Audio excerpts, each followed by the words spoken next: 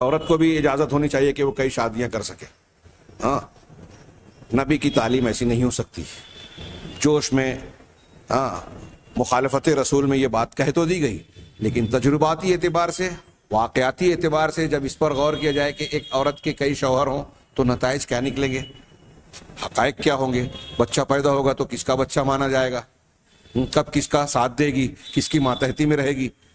ایسے مسائل جس کا کوئی حل ہی نہیں ہوگا، ممکن ہی نہیں ہے اس کو انجام تک پہنچانا.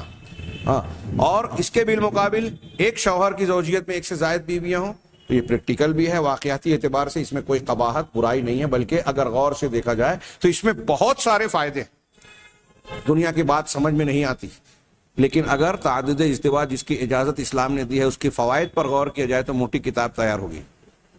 بیوہ اور مطلقاؤں کے مسائل حل ہوں گے، ان کے بے سہارا بچوں کو سہارا ملے گا، بہت سارے یتیم بچوں کو سہارا، پھر سہارے کے ساتھ تعلیم، اچھی زندگی ملے گی.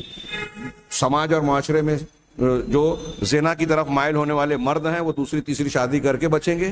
بیوہ اور مطلقہ خواتین جن کو غلط کاموں کے لیے دھکیلا اور اکسایا جاتا ہے ان کو باعزت زندگی مل جائے گی، تو سماج اور معاشرے سے گناہ کم ہوگا، بیماریاں کم ہوگی، فحاشی کم ہوگی، اس سے پیدا ہونے والے نقصانات پر قابو پایا جا سکے گا.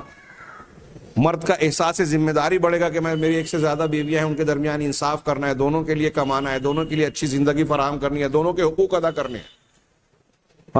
عورت پر جو سنگل ہوتی ہے اس کو پر بوجھ پڑتا ہے، وہ بوجھ بڑھ جائے گا. خواتین کے لیے فائدے مند ہے لیکن وہ اسے نقصان کی بات سمجھتی ہے، غور نہیں کرتی. اور اس کی وجہ یہ بھی ہے اس کی کہ ہمارے ہندوستان پاکستان میں عام طور سے تعدد ازدواج دینی بنیاد پر اہل دین کے یہاں دیندار طبقوں میں عام ہی نہیں ہے. مخصوص لوگ کرتے ہیں، کہیں عذر کے نام پر، کہیں کسی اور وجہ سے. زیادہ تر جو لوگ تعدد ازدواج کرتے ہیں وہ دنیا داری کی بنیاد پر، دنیاوی بنیادوں پر. تو ظاہر سی بات ہے کہ جب وہ دنیاوی بنیاد پر کر رہے ہیں، جسمانی خواہش کی بنیاد پر کر رہے ہیں، تو وہاں انصاف کے تقاضوں کی تکمیل کا معاملہ بہت کم ہوگا، تو زیادہ تر اس کی قباحتیں سامنے آتی ہیں. دیندار طبقہ جہاں کرتا ہے، جہاں کثرت سے، عرب دنیا میں آپ دیکھیے اس کے فوائد لوگ محسوس کرتے ہیں.